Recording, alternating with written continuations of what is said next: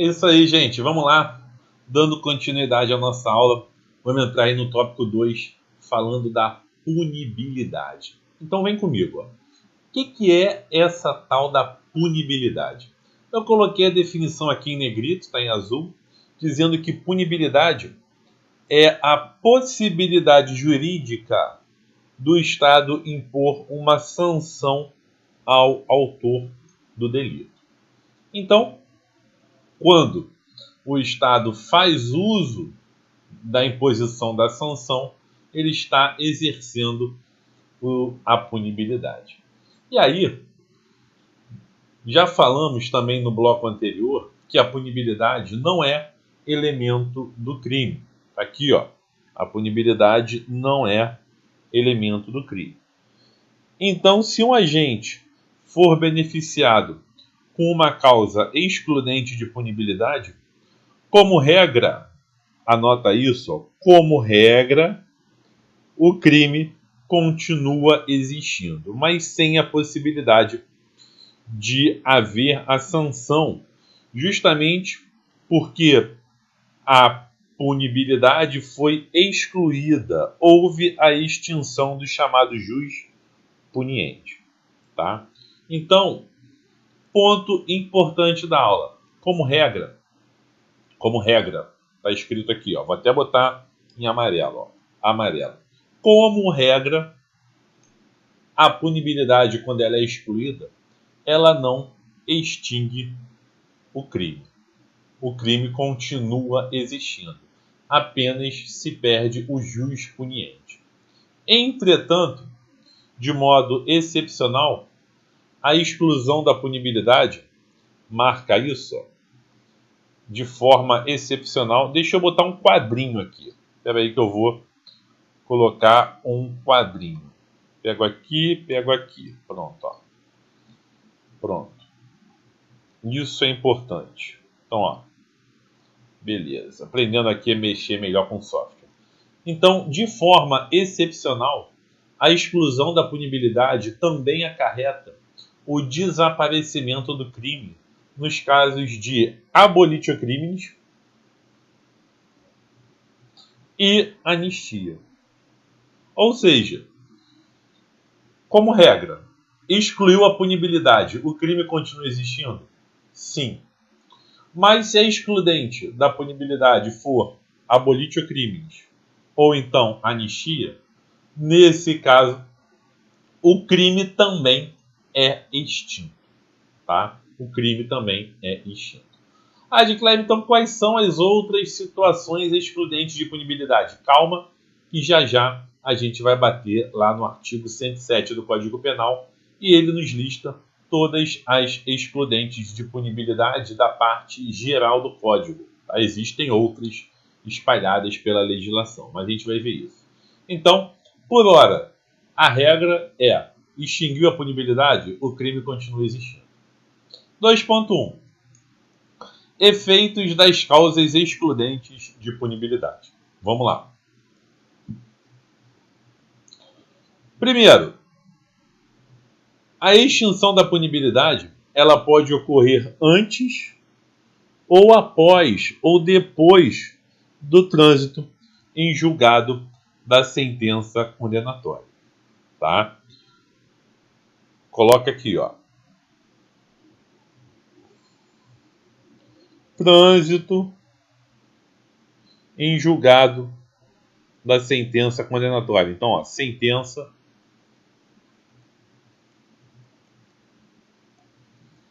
condenatória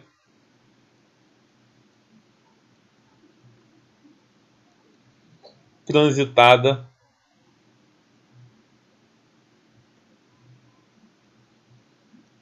em julgado. Sentença condenatória. Então, a extinção da punibilidade pode ocorrer antes dessa sentença ou então pode ocorrer depois. Isso é importante para você entender o resto. Vamos lá, vamos seguir.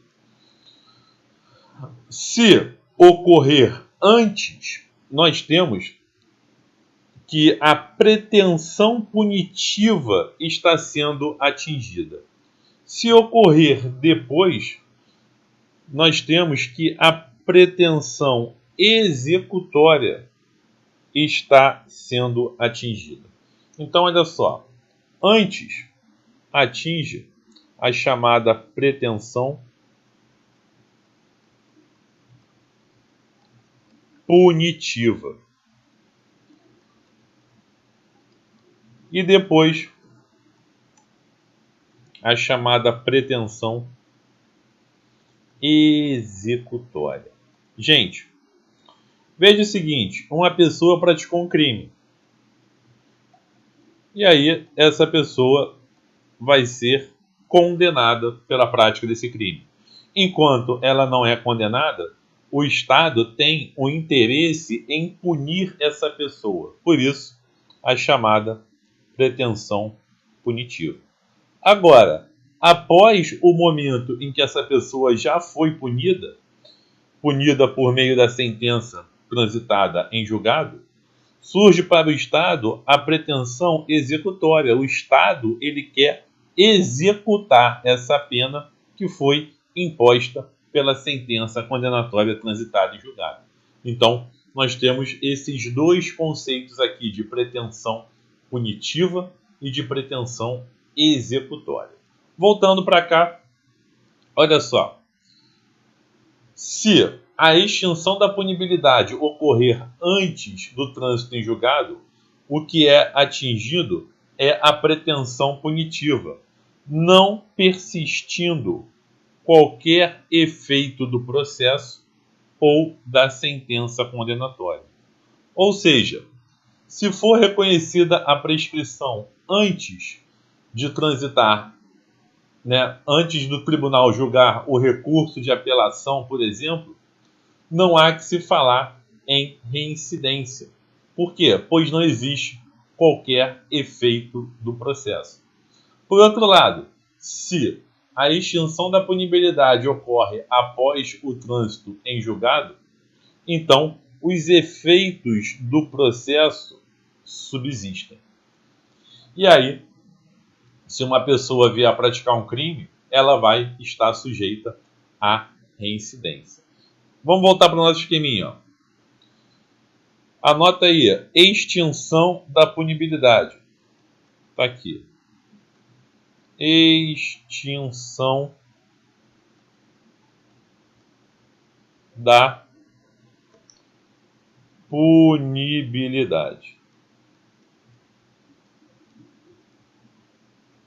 Se a extinção da punibilidade acontecer antes e de alguma forma atingir a pretensão punitiva, olha o que eu escrevi aqui. Os efeitos do processo não persistem.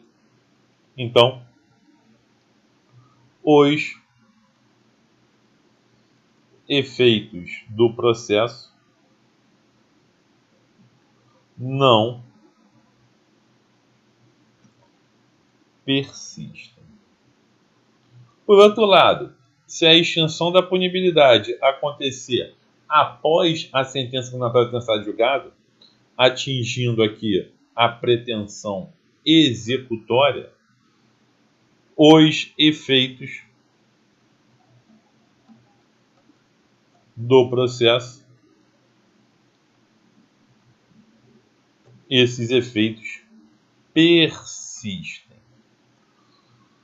Para exemplificar, imagina que uma pessoa tenha a punibilidade excluída antes da sentença condenatória transitada em julgado.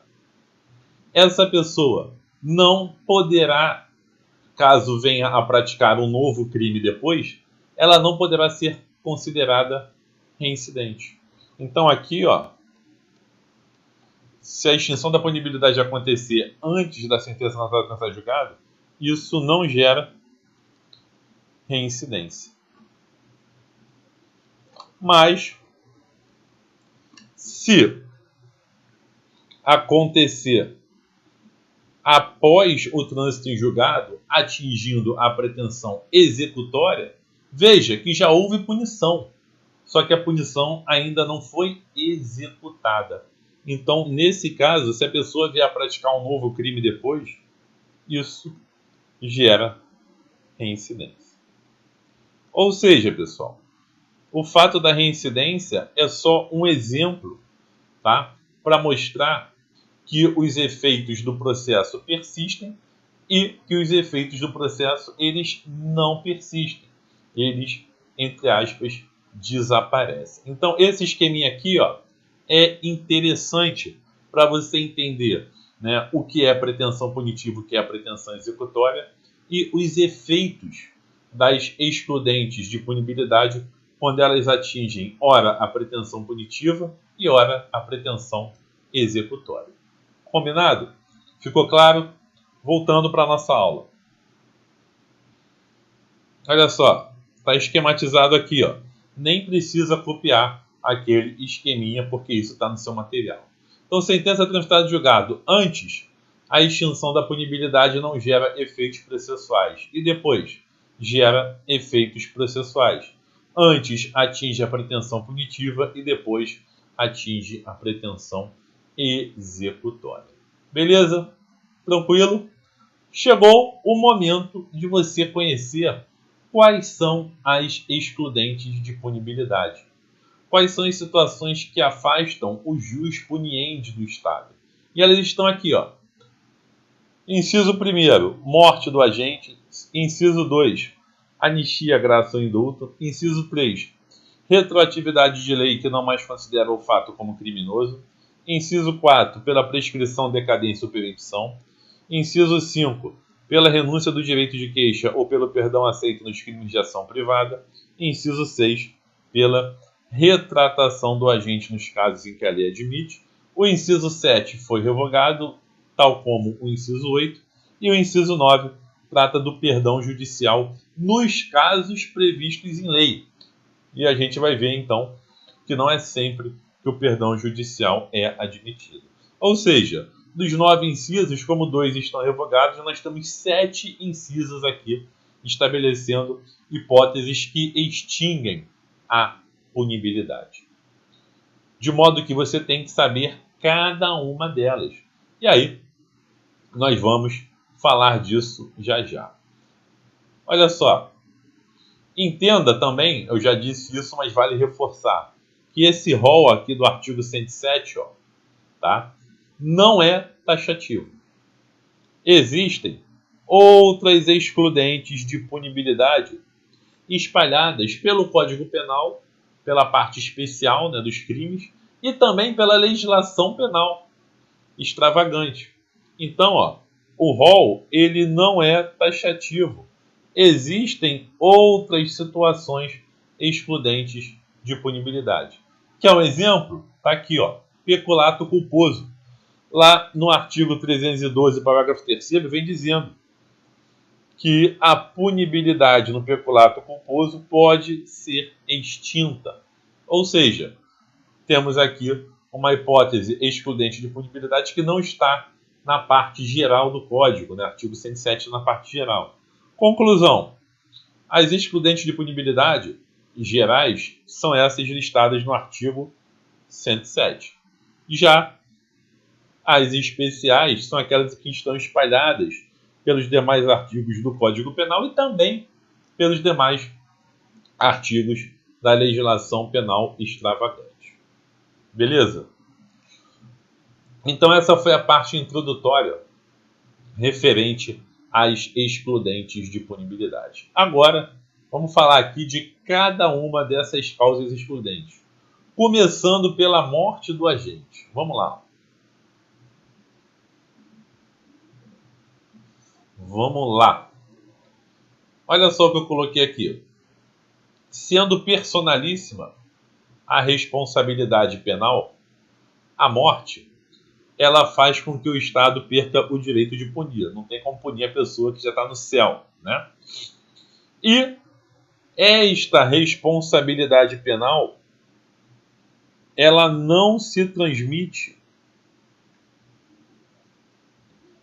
a seus herdeiros, conforme o que preconiza o chamado princípio da intranscendência. Tá? A responsabilidade penal ela não se transfere, não se transmite a seus herdeiros. E isso a gente infere por meio do princípio da intranscendência. Princípio esse constitucional, né? Já falamos sobre ele na nossa primeira aula. Então, olha só o exemplo que eu coloquei aqui. Imagina uma pessoa que seja condenada na esfera penal a uma pena de multa. E aí, posteriormente, essa pessoa venha a falecer. Os herdeiros dessa pessoa terão a obrigação de pagar o valor da multa? Não. Por quê? Porque com a morte dessa pessoa, a punibilidade ela é excluída. Tá? Ah, Edcler, mas a multa é um valor em dinheiro, não entra na herança? Não. Multa não, porque multa é uma sanção. E a sanção... Opa, sanção não, né? Desculpa, sanção. E a sanção, ela busca a responsabilização penal daquele que praticou o ato. Tá? É diferente de um ressarcimento, de uma indenização. A indenização, em especial na esfera civil, essa sim entra no valor da herança. A multa não. Então, por outro lado, como eu disse, se uma pessoa for condenada na esfera civil a pagar uma indenização e posteriormente falecer, a obrigação de indenizar será transmitida aos herdeiros, conforme prevê o artigo 943 do Código Civil. Está aí o artigo 943. Conclusão. Efeitos da morte do agente. Na esfera penal, extingue a punibilidade. Na esfera civil, o dever de indenizar, ele permanece e se transmite com a herança. Tranquilo, pessoal? Sobre a morte do agente, era isso que eu queria passar para você. Seguindo, anistia, graça e indulto. Temos aqui 3 excludentes de punibilidade. Vamos estudar primeiro a anistia. Olha o que eu escrevi aqui. Ela é o esquecimento jurídico de uma ou mais infrações penais, aplicando-se em regra para crimes políticos. Deve ser concedida por lei federal, então tem que passar pelo Congresso, abrangendo fatos e não pessoas. Conclusão: quem praticou determinado fato está anistiado, independentemente de quem seja. Tá? Então não tem aqui um caráter subjetivo. Além disso, pode ser concedida a qualquer tempo, antes ou depois da sentença, retroagindo até a data do crime e apagando todos os efeitos penais, inclusive a possibilidade de reincidência. Conclusão: a anistia ela afasta, né, logo a pretensão punitiva. E mesmo que seja depois da sentença, ela retroage, também apagando todos os efeitos penais. Interessante aqui é o seguinte, pessoal. Olha só como que nós podemos visualizar aqui a anistia.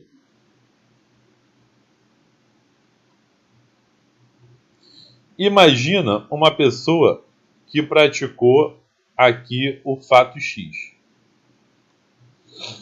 E aí essa pessoa, ela foi condenada. Tivemos uma sentença condenatória. E depois veio uma lei anistiando todo mundo que praticou esse fato X. Tá aqui, uma lei anistiando todo mundo que praticou o fato X. Pessoal, o que acontece? Mesmo havendo uma sentença, já a lei anistiando saindo depois da sentença, essa lei vai retroagir, tá? Vai retroagir E aí, retroagindo, ela vai apagar todos os efeitos penais aqui, ó. Então, essa lei faz com que se desconsidere todos os efeitos penais.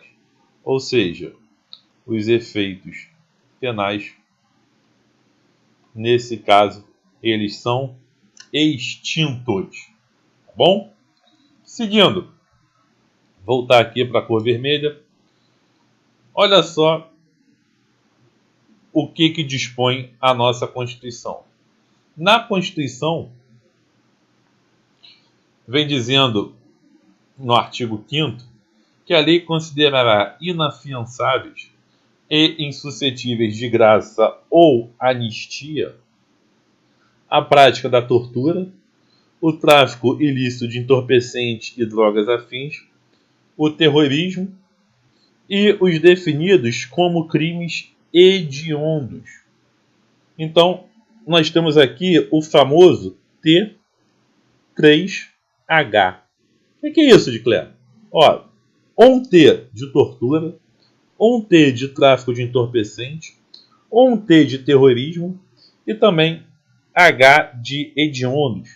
Então, o T3H são crimes considerados inafiançáveis e insuscetíveis de graça ou de anistia. Conclusão: imagine que esse fato X que foi praticado aqui seja o crime de tráfico de entorpecente. Pode vir depois uma lei anistiando esse fato X? Claro que não, já que ele é insuscetível de anistia. Essa lei será considerada inconstitucional. Tá? Seguindo, ainda sobre a anistia. Temos aí a lei de execução penal, em que a LEP, né, dispõe que, sendo concedida a anistia, o juiz, de ofício a requerimento do interessado ou do MP, por proposta da autoridade administrativa do Conselho Penitenciário, declarará extinta a punibilidade. Então, nós temos aqui uma situação interessantíssima. A anistia, ela pode se referir tanto a crimes políticos ou a crimes não políticos. E como eu já disse, ela pode ser concedida antes do trânsito em julgado, hipótese em que a anistia é chamada de própria, ou então depois do trânsito em julgado, hipótese que essa anistia é chamada de imprópria. E por último, a anistia pode também ser condicionada ou incondicionada, tá? Muito importante isso. Beleza? Temos aqui hipóteses, né, em que a anistia é classificada. E aí, lá no artigo 187 da Lei de Execução Penal, vem dizendo assim, ó: concedida a anistia, o juiz de ofício a requerimento do interessado do MP, por proposta da autoridade administrativa do Conselho Penitenciário, declarará extinta a punibilidade. Ou seja, eu estou apenas reproduzindo aquilo que eu já coloquei no comentário, que está aqui. Beleza, gente? Legal? Seguindo. Indulto. O indulto, ele é estudado junto com a graça. Graça e indulto. São institutos bem parecidos, tá? Muito próximos, com algumas características comuns. E aí eu te pergunto o seguinte: um deles tem caráter individual, só pode ser concedido de forma individual. O outro não. O outro tem caráter coletivo, pode ser concedido a um grupo de pessoas. Eu te pergunto, indulto e graça, qual que tem caráter individual? Não, não é o indulto. Seria muito fácil, né? Individual, indulto. O prefixo ali faria você guardar essa informação com facilidade. Então não faça essa associação. Tem que inverter. O indulto não é individual. Portanto, o indulto está aqui, ó. Ele tem caráter coletivo. É concedido, né, a um grupo, uma generalidade de pessoas. Só pode ser concedido pelo presidente da República através de decreto executivo. Então, ó, quem concede anistia? Congresso Nacional por meio de lei. Quem concede o indulto? Presidente da República. Por qual instrumento? Decreto. Já tem aí uma diferença, tá? E aí você lembra, indulto tem um D no meio, ó. D, então, D de decreto, tá? D também de declare, né? Mas aí não adianta nada porque não vai cair isso na tua prova, tá bom? Seguindo aqui, ó. O indulto, diferentemente da anistia, ele não apaga os efeitos penais. Portanto, ele não afasta a reincidência. Pessoal, das excludentes de punibilidade que nós estamos estudando, somente duas afastam os efeitos penais. Quais são? A anistia e abolitio criminis, que a gente ainda vai estudar. São as duas que começam com a letra A. Consequentemente, se ele não afasta os efeitos penais, ele também não afasta a reincidência. E pressupõe, né, a existência de uma sentença judicial transitado em julgado. Então, só pode ser concedido após essa sentença judicial transitada em julgado. Por curiosidade, os artigos 192 e 193 da Lei de Execução Penal estão aqui e tratam também do indulto. Você já deve ter ouvido falar do famoso indulto de Natal, não ouviu? Na época de Natal, épocas natalinas, onde os presos podem passar essa época em casa, aqueles que possuem bom comportamento. Então, tem caráter coletivo. Ó. Várias pessoas passam, né, o Natal em casa, lembra disso. E a graça? A graça não. A graça tem caráter individual. Mas, da mesma forma que o indulto, ela também é concedida pelo presidente da República e, obviamente, se é concedida pelo presidente da República, também é por meio de decreto. Tá? Muita gente chama a graça de indulto individual. Se aparecer isso na sua prova, não estranhe. Não é comum aparecer, mas se aparecer, não estranhe. Tá bom? E aí, o próprio artigo 188 da LEP fala do indulto individual, mas isso nada mais é do que a graça excludente de punibilidade. Anistia, graça e indulto. Tá aqui um resuminho interessante. Eu coloquei graça e indulto com a mesma cor, justamente para você perceber que ambos são concedidos por decreto, é atribuição do presidente da República, só podem ser concedidos depois da sentença transitada de julgado e os efeitos penais permanecem. Na anistia, não. Ela não é concedida a pessoas, sim a fatos, é concedida pelo Congresso Nacional por meio de lei, não pode ser concedida antes ou depois da sentença transitada de julgado e apaga os efeitos penais. Beleza, gente? Tem aqui ainda o artigo 84 da Constituição, ó, trazendo justamente a competência privativa do presidente da República para conceder indulto. Então, tá tudo dentro do que nós falamos. Legal? Olha só, no próximo bloco eu vou voltar a falar aqui, ó, da retroatividade de lei, uma lei nova que deixa de considerar o fato como criminoso, que é a nossa abolitio crimes. Então fica aí, que daqui a pouco eu volto. Tá bom? Um abraço. VaptVupt, como diria o nosso saudoso professor Raimundo.